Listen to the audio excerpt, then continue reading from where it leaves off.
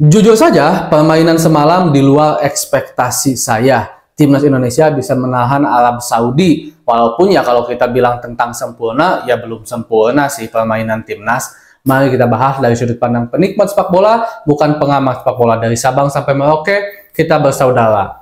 Sahabat Garuda semua, sebelumnya saya doakan mudah-mudahan selalu diberikan kesehatan dan juga diberikan kelancaran dalam mencari rezeki yang halalan dan thayyiban. Amin ya Allah ya Rabbal Alamin. Pertandingan semalam, sahabat semua, jujur saja itu di luar ekspektasi saya. Saya tipe orang yang selalu optimis, semoga timnas Indonesia menang dan hasilnya bagus, tapi saya juga realistis. Itu saya selalu menempatkan. Jadi di dalam pikiran saya bagi dua kaping, optimistis dan realistis. Dan realistis itu lebih tinggi dibandingkan optimisnya saya. Saya akui, saya nggak akan nggak akan bagus-bagusin timnas, nggak akan jelek-jelekin timnas juga, tapi saya akan bilang hitam di atas kertas. Walaupun di dalam hati saya, siapa yang nggak mau sih negaranya lolos Piala Dunia. Nah, jika kita berbicara tentang kerealistisan, Arab, Jepang, dan Australia lah khususnya dulu gitu. Itu mereka adalah negara-negara yang jauh kualitas sepak bolanya dengan Indonesia. Mereka menjadi langganan Piala Dunia, mereka memiliki budaya sepak bola yang kuat dari dulu di Asia. Bahkan Bahrain dan Cina pun yang dianggap kita setara sekarang, sebenarnya secara kualitas tetap di atas timnas Indonesia.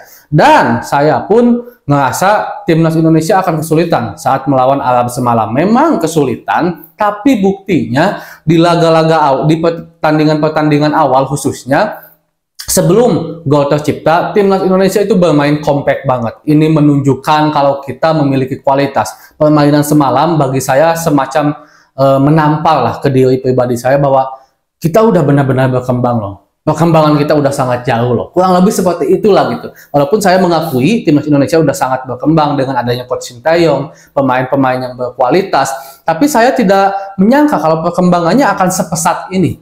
Arab Saudi loh. Ayo, kita bayangkan Arab Saudi yang langganan Piala Dunia, bahkan kemarin ngalahin Argentina di Piala Dunia. Bisa kita dalam tanda petik obok-obok lah gitu kan. Bahkan sebelum sebelum gol terjadi dari Ratmangun yang juga kena Sandy Walsh, yang pada akhirnya itu dicatat juga sebagai golnya Ratna kan, itu kan luar biasa sekali teman-teman. Dimana timnas bermain kompak, kita sabar, berani untuk memainkan bola di daerah pertahanan kita, di lini tengah kita, mengalirkan bola dengan sangat tenang. Yang itu tidak pernah dilihat di timnas Indonesia sebelum-sebelumnya. Selalu long ball, yang penting bola jauh ke depan, nggak tentu arah. Kalau sekarang kan lebih terarah, lebih sangat-sangat tersusun gitu kan permainannya. Dan akhirnya tercipta gol memang, walaupun setelah terjadi gol, Arab mungkin bereaksi juga, mereka bermain di depan publiknya sendiri, nggak mau kehilangan poin. Timnas Indonesia cenderung agak lebih ke dalam untuk bertahan, walaupun memang cara bertahannya juga sangat-sangat disiplin dan kompak. Dan jujur saja ini di luar prediksi untuk pemain yang diturunkan. Saya awalnya memprediksi kalau 3 pemain belakang akan diisi oleh Jay, Sandi, dan juga Ridho. Ternyata Kelvin Perdong yang ditarik, Sandi tetap di posisi aslinya, dan Nathan di posisi aslinya juga di kiri. Dan juga di depan awalnya saya berpikiran akan Rafa, Radna, dan juga Marcelino. Ternyata pakai Witan. Jadi 2 itu prediksi saya yang agak meleset. Dan Ivar dan Tom Hay di tengah. Jujur saja ketika mereka debut awal di saat laga lawan mana ya, saya lupa lagi, di kualifikasi Piala Dunia kemarin, memang agak kurang maksimal karena Ivar dan juga Tom Hay ini tipenya agak sama. Jadi orang yang lebih cenderung mengatur bola, mengatur ritme. Jadi seorang petarungnya itu di tengah nggak ada. Itu sebabnya kenapa awal-awal di GBK saat kualifikasi lawan Filipina juga Nathan yang dipakai. Nathan dengan Tom Hay. Tapi sekarang Ivar dan juga Tom Hay yang tetap dijalankan dan the best. Pilihan Coach Sintayong itu selalu the best, selalu luar biasa banget. Permainan timnas Indonesia jalan dan teratur gitu kan, dari belakang ke depan. Sekarang kita penilaian dari segi pribadi. Martin Paes, Bang Martin Paes, ini luar biasa banget sih. Hampir saja Martin Paes kena bully dari seluruh supporter timnas Indonesia. Tapi ternyata Martin Paes mau coba ilmu aja. Berapa kali serangan-serangan yang dihasilkan dari Arab Saudi dipatahkan oleh tembok terakhir kita, Bang Martin Paes. Dan saya juga sebelum akhirnya berlanjut memuji Martin Paes, berikan aplaus kepada Pak Erick Thohir dan juga tim yang selalu cepat dan gercep. Yang pertama gercep soal proses pemindahan federasi PAS dari Belanda ke Indonesia. Yang kedua gercep mendaftarkan ketika laga melawan Arab Saudi. Karena kan saya yakin sahabat Garuda juga tahu awal-awalnya PAS ini tidak akan bermain saat melawan Arab. Jadi akan debut di Jakarta di GBK saat melawan Australia. Tapi tiba-tiba di -1 mau pertandingan gitu kan, Pak Sumarji mengumumkan PAS akan bermain debut lawan Arab Saudi. Wah, ini kan gercep banget. Yang kita tahu awalnya kenapa tidak bisa bermain karena masalah pendaftaran yang telat gitu kan untuk bermain melawan Arab. Tapi tiba-tiba dengan keprofesionalan Pak Erick dan juga timnya, ini bisa gercep dan bisa bermain. Dan nggak kebayang kalau seandainya Bang PAS tidak bisa debut saat melawan Arab. Mungkin kita udah jadi bulan-bulanan dari Arab Saudi tercipta banyak gol ya. Karena semalam PAS berapa kali save, selain penalti yang duel 1 lawan 1, PAS selalu menang gitu kan. Dan ini hal yang sangat sepadan dengan ekspektasi yang kita inginkan, dengan penungguan yang kita inginkan. Begitu lelah menunggu lama sekali PAS untuk bergabung dengan timnas, inilah hasilnya sangat bagus. Bang Jai jangan dilupakan, sang kapten pemain pertama yang bermain di Serie A bagi Indonesia adalah Bang Jayadi. Tampil kokoh di belakang, mengatur. Bahkan saya baru lihat Bang Jayadi marah ketika malam memarahi Rizky Ridho gitu kan. Dan Ridho kita harus akui penampilan semalam tidak jelek-jelek amat dan tidak bagus-bagus amat. Ada juga beberapa kali save dari Ridho yang sangat bagus, tapi beberapa kali juga Ridho salah antisipasi, salah passing yang bahkan hampir beberapa kali membahayakan gawang timnas Indonesia. Itu sebabnya kenapa Ridho dimarahi oleh Bang Jai. Kelvin Verdong walaupun kecil mungil, dia eksploitasinya tinggi banget ya. Dia ada di kiri, dia ada di kanan, dia ada di tengah, dia ada di belakang. Bahkan tidak jarang Verdong menjadi pemain terakhir yang selalu memotong serangan-serangan dari Arab Saudi karena larinya kenceng banget.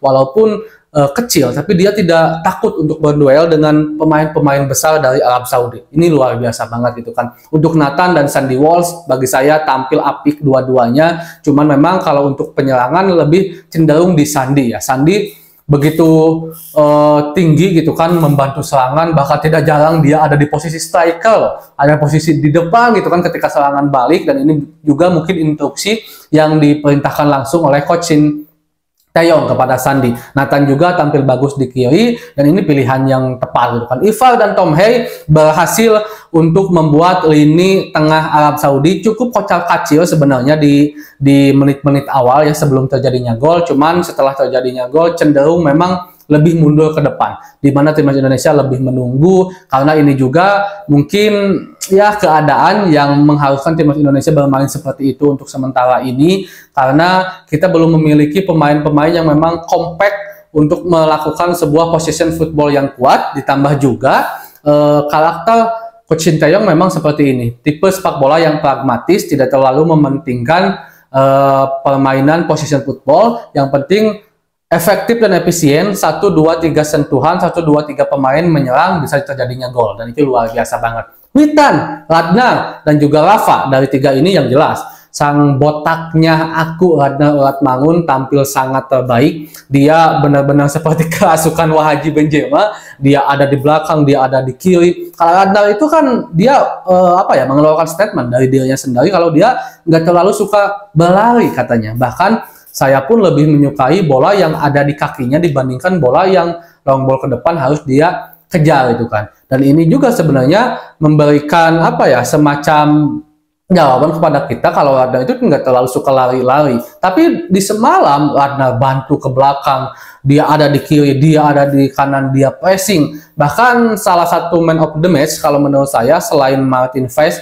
Jai Ijes adalah Radnar Ulatmangun. Dan untuk Rafa dan juga Witan memang tidak terlalu menonjol dari segi permainan individualnya, tapi dari segi tim itu luar biasa banget. Khususnya mungkin Rafa yang semalam kena kritikan banyak, dianggap kurang lari dan segala macamnya, tapi bahkan beberapa kali sentuhan-sentuhan Rafa, pergerakan-pergerakan Rafa, bola-bola dari Rafa itu menghasilkan sebuah serangan yang bagus loh bagi timnas Indonesia. Karena inilah Coach Shin Taeyong kenapa juga memilih Hoki dipanggil. Coach Shin Taeyong itu tidak terlalu mementingkan striker yang bisa ciptakan gol. Ciptakan gol silahkan boleh sama siapa saja. Yang penting terlibat aktif memberikan kontribusi besar terhadap tim. Itu striker yang diinginkan oleh Coach Sintayong dan itu ada di Rafa. Bagi saya ya, dan Witan tidak terlalu bagus, tidak terlalu jelek juga, cukup disiplin ketika harus mengatur bagaimana cara dia bertahan di kanan, bagaimana cara dia harus menyerang ke depan juga. Intinya timnas Indonesia bagi saya di luar ekspektasi, mudah-mudahan aja teman-teman semua timnas bisa memberikan yang terbaik saat melawan Australia nanti. Segitu dulu mungkin pembahasan hari ini. Assalamualaikum.